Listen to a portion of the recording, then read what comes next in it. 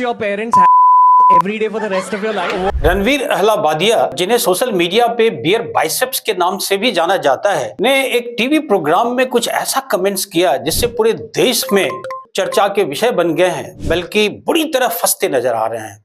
आसाम में उनके खिलाफ एक मुकदमा कायम हो गया है, एनएचआरसी के द्वारा उन्हें नोटिस थमा दी गई है और पूरे देश में आलोचनाओं के शिकार हो रहे हैं। आखिर ऐसी स्थिति निर्मित क्यों हुई? रणवीर अहलावालिया ने अपने कैरियर की शुरुआत 6-7 साल पहले फिटनेस को लेकर के की थी और इसी वजह से उन्होंने बाइसेप्स नाम भी दिया हुआ है। लेकिन लगता है कि वो फिटनेस और जिम से बाहर जा नहीं पाए। यद्यपि वो काफी पॉपुलर भी हो गए और उनके जितने भी पॉडकास्ट हुए हैं उसमें मिलियंस की संख्या में दर्शक हैं और उन्हें पसंद भी करते हैं। लगता है शायद जो कम उम्र में बहुत कम समय में जो ख्याति मिली उसे वो पचा नहीं पाए और एक ऐसे कमेंट कर दिया जो भारतीय समाज के हिसाब से कहीं से भी उचित नहीं कहा जा सकता। जिस देश में त्वमेव माता च पिता त्वमेव से बच्चों को भाषा का पाठ पढ़ाया जाता हो, जिसमें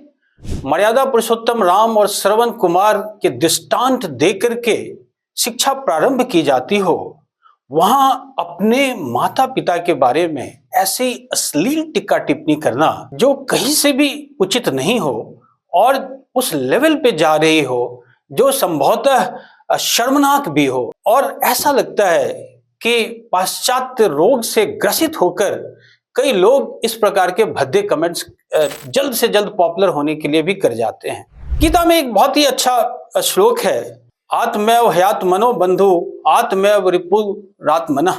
मन ही जीवात्मा का दोस्त भी है और दुश्मन भी है। यही मन है, यही दिमाग है जिसने उन्हें काफी पॉपुलर भी किया और संभवतः एक जो आत्म नियंत्रण होता है, स्व के ऊपर नियंत्रण होता है, उसको भूल जाने की वजह से और एक प्रवाह में बह जाने की वजह से उन्होंने ऐसा कमेंट किया जिसकी वजह से वो सभी जगह उनकी आलोचना की जा रही है। It wasn't just inappropriate, it wasn't even funny. Comedy is not my forte. I'm just here to say sorry.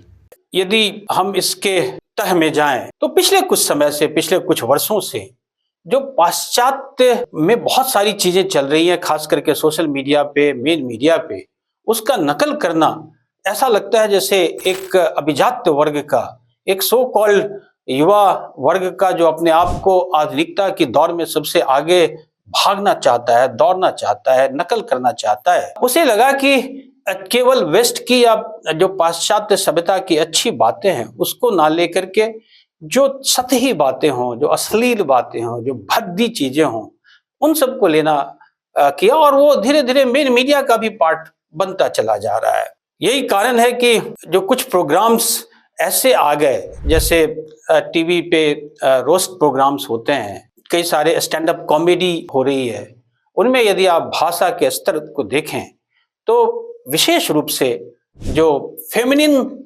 सूचित जो गाली गलौज हैं वो एक उसका मुख्य आकर्षण होता जा रहा है। और सबसे अजीब बात तो मुझे ये लगता है कि 70-80 के दशक में जब झुग्गी झोपड़ियों में, चॉल्स में झगड़े होते थे और माँ बहन की गालियां दी जाती थी, तो जो एक वर्ग था, जो पढ़ा लिखा वर्ग था, वो नाक मुंह सिकोड़ता था, उसको बड़े निकृष्ट स्तर का वो मानता था।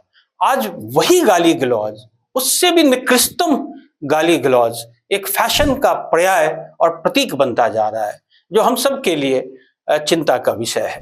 कई सारे ऐसे स्टैंड अप कॉमेडी शो हैं या जो रोस्ट शोज हैं जो वेस्ट से प्रभावित हैं, लेकिन उसमें बड़े बड़े फिल्म स्टार्स वगैरह पार्टिसिपेट करते हैं। लेकिन अगर भाषा का स्तर देखें तो जो स्तर है और जिसे बड़े गर्व के साथ अपने आप को वेस्ट के नकल करते हुए उसी वर्ग में पाते हैं, जो नीचे के वर्ग से अपने आप को अलग दिखाना चाहते हैं, वो उसको बड़े आसानी से, बड़े सामान्य तौर पे उसका इस्तेमाल करते हैं। और उस अगर ऐसे प्रोग्रामों को आप देखें तो उसमें तालियां बजती हैं और ऐसा लगता है जैसे संस्कृति में जबरन परिवर्तन किया जा रहा है। तो मैं उम्मीद करता हूं कि इस घटना के बाद से जो युवा वर्ग है, खास करके जो पाश्चात्य की बहुत सारी गलत चीजों से प्रभावित हो रहा है, वो एक सबक लें, एक हर चीज पे एक नियंत्रण, एक लक्ष्मण रेखा होनी चाहिए, एक कंट्रोल होना चाहिए, एक स्वयं के ऊपर कंट्रोल होना चाहिए, आत्मनियंत्रण होना चाहिए।